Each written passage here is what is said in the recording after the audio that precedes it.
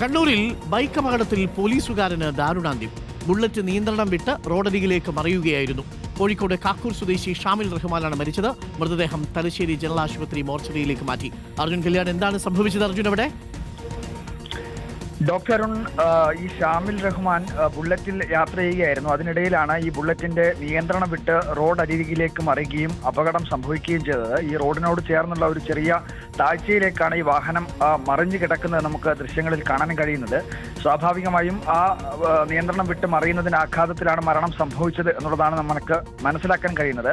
ചെറുവാഞ്ചേരി പുളിയൻ പീടികയിലാണ് ഈ അപകടം നടന്നിരിക്കുന്നത്.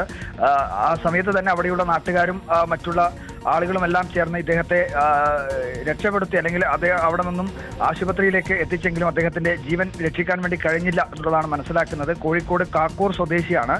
മൃതദേഹം ഇപ്പോൾ തലശ്ശേരി ജനറൽ ആശുപത്രി മോർച്ചറിയിലേക്ക് മാറ്റിയിരിക്കുകയാണ്. ഡ്യൂട്ടിയുടെ ഭാഗമായിട്ടല്ല ഇദ്ദേഹം മറ്റൊരു ആവശ്യത്തിന്, ഒരു വ്യക്തിപരമായ ആവശ്യത്തിന് ഈ ഭാഗത്തേക്ക് എത്തിയതാണ് എന്നുള്ളതാണ് മനസ്സിലാക്കാൻ വേണ്ടി കഴിയുന്നത്. അവിടെ നിന്നും മടങ്ങുന്നതിനിടയിലാണ്, വീട്ടിലേക്ക് മടങ്ങുന്നതിനിടയിലാണ് ഈ അപകടം സംഭവിച്ചത് എന്നുള്ള കാര്യം കൂടി നമുക്ക് മനസ്സിലാക്കാൻ കഴിയുന്നുണ്ട്. Doctor okay, thank you. Arjun കല്യാണാണ് വിവരങ്ങൾ നൽകിയത്.